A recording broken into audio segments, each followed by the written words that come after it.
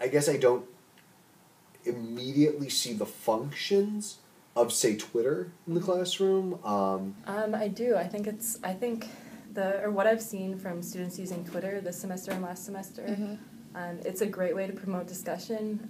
I think after a certain point, it's no longer a distraction, and it's actually a kind of a new way of engaging with material that we're presenting. Certain learners benefit from sort of the interactivity of social media. It's almost like the technological solution to students like passing useful notes between each other, or like, you know, maybe someone would write to someone else like, oh, isn't this what so-and-so said in the reading? And so they can just tweet it, and all the class can see it.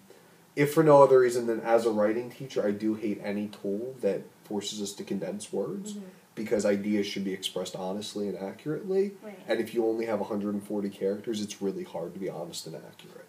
No, I think it's a great thing, actually. That I like the idea that you're sort of getting your ideas out there as they're happening to you.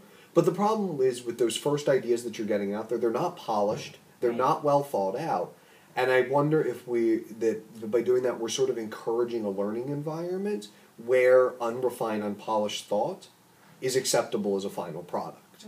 Whereas sort of in a more traditional writing environment or with a more traditional medium, you get your ideas out there, but then you step back, you reflect on them, you work with them, and you present something that is more thorough and more well considered.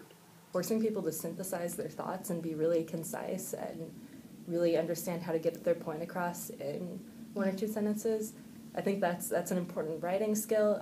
It's an important communication skill. It's important to be able to take this information and put it out in a way that's, you know, useful to people who are just reading quickly. I think like I don't see it as a restriction for the type of information we're asking from the students. We know when we see you typing on your iPads and on your laptops and phones and everything, we know already that you're doing things that are useful for the class, and so it creates this mutual trust between instructor and student, I think. There's a fair amount of science to indicate that every time we use a device like Google or a smartphone, we are remapping how our brains are built, radically reshaping our ability to focus on a task. And I don't necessarily think that multitasking is a good thing. If you're doing Twitter and, you know, also Facebooking your friends, that's your decision, you know, if you can do that and still pay attention, then all right. It's one of the trade-offs of the internet is that, yes, it provides you with a plethora of information, but it also provides you with a plethora of choice, and you may not be reading the information that might be relevant or the most important, you know, as we traditionally define importance.